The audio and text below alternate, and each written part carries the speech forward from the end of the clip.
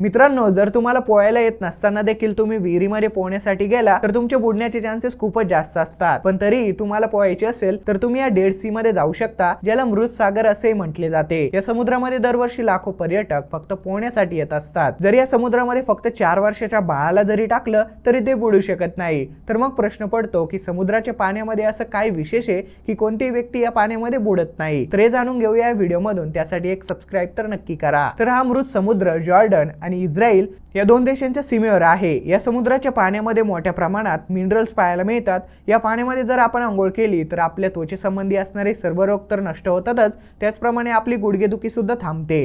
तुम्हाला सांगतो की या समुद्राच्या पाण्यामध्ये 70% पेक्षा जास्त मीठाचा समावेश आहे। या समुद्राला जगातील सर्वात खारट समुद्र म्हणून ओळखले जाते। त्यामुळे या पाण्याची डेन्सिटी खूपच जास्त असल्याने समुद्रामध्ये पडलेली कोणतीही वस्तू हे पाणी वर तरंगून ठेवत असते।